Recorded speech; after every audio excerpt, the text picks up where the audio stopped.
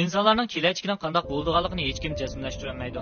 Fan texnikaning taraqqiyot sur'atining ilgirki har qanday vaqtdagidan tez ekanligini o'ylab yetishimiz kerak. Biz insonlarning balkim yo'qoladigan bir kuni bo'lishi mumkin. Sizningcha insonlar sun'iy aqliy iqtidor orqali o'zimizga o'rak bo'lamdik.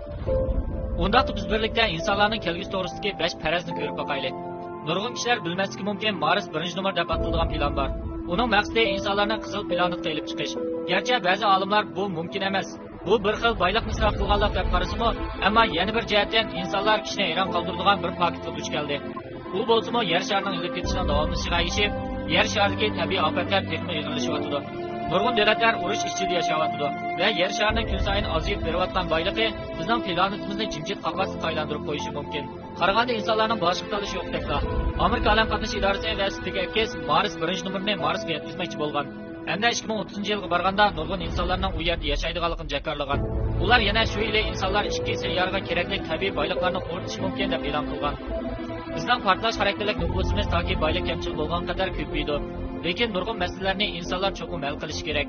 Chunki Mars hozir texnik darhol ishlatilgan bo'lgan suyuq holatda suv yo'q.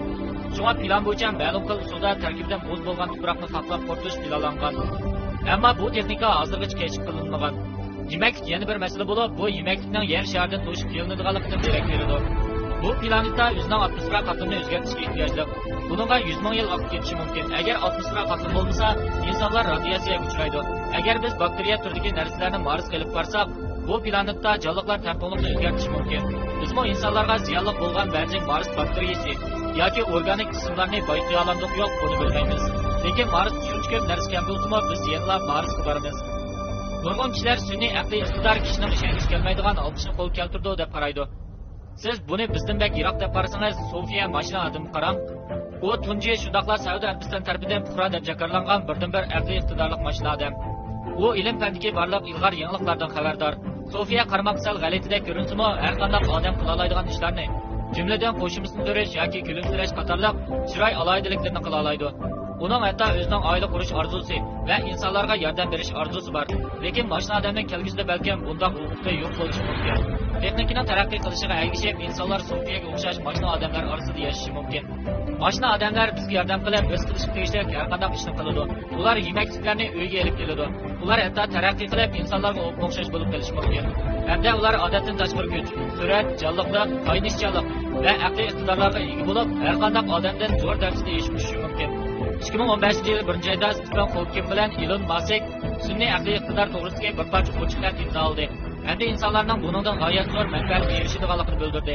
Lekin ular yana kontrol qilinmagan sun'iy aqliy iqtidor eng oxirida o'zlari to'g'ri deb qaragan va mavjud bo'lib turishda zarur bo'lgan ishni qiladi. Agar mashina odam bizning kontrolligimizga moslashmasa, insonlar sun'iy aqliy iqtidor odamlarning ermak hayvoniga aylanishi mumkin deb ogohlantirdi. Kelgusida bizda yana badandagi tadrijiy taraqqiyot nazariyasi bo'lishi mumkin. Taxminan 3000 yildan keyin mukammal bo'lgan insonlar turi tadrijiy taraqqiy qilib chiqadi deb aytgan. Anglamoqqa azroq kishining ishongisi kelmaydi. Lekin olimlar allaqachon CRISPR deb atalgan bir programmani tadqiq qilib chiqdi. Bu insonlarning tez suratda tadrijiy taraqqiy qilishini keltirib chiqardi. Nurg'un irsiyat kasalliklarini saqlab qilib bo'ldi. Insonlarning kelgusida qanday holati bo'lganligini bir narsa demakdas.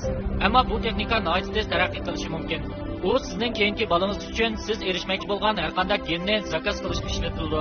Biz insonlar sun'iy sintezlashning mumkinchiligini muhokama qilib bo'ldik. İnsanlar gen orqali o'zini o'zgartdi. Lekin biz sun'iy aqliy iqtidorni vaqtincha kontrol qilib, insonlarga alohida texnikani elib kelganligini tasavvur qilib boqaylik. Shunga kelgusida bir odamning xotirasini kompyuterda saqlab, ondan uni ma'lum bir xil insonlar mashina odamiga sundirib, hisoblab baqsak, barliq xotiramiz mukammal bo'ldi. Bu texnikaning kishini hayajonga soladigan yeri shuki, agar odamning badani ziyonga uchrab, yangi ma'lum bir xil shaklda saqlanib qolsa, unda uni kompyuterga yo'llab, yangi mashina odam teniga kirgizib bo'ldi. Buning bilan har bir odamning o'zining ko'zlagan umrini o'tkazadigan orzusi amalga oshishi mumkin. Nurg'un tadqiqotchilar insonlarning cheklik hayoti bo'lg'achqilar, insonlar o'zlari duch kelgan barliq xiraslarni yengalaydi deb qaraydi. Lekin ba'zilar insonlarning kelgusidagi mustamlika va sun'iy aqliy iqtidor to'g'risidagi plani va munozirlarning hammasi behudavorchilik. Lekin biz cho'qim hal qilish chorasini topib chiqishimiz kerak. Bo'lmasa biz bir tur sifatida qurib ketamiz.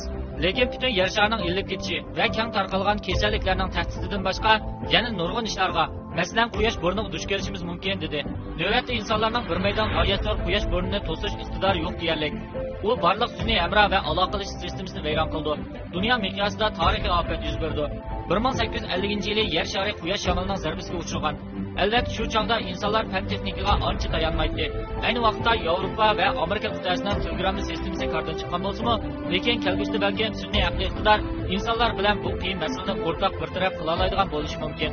Quyosh bo'ron chaqinining bizga hujum qilishidan ilgari insonlar sun'iy aqliy iqtidorning yer sharini qanday qo'llash chorasini tepib chiqishini umid qilamiz.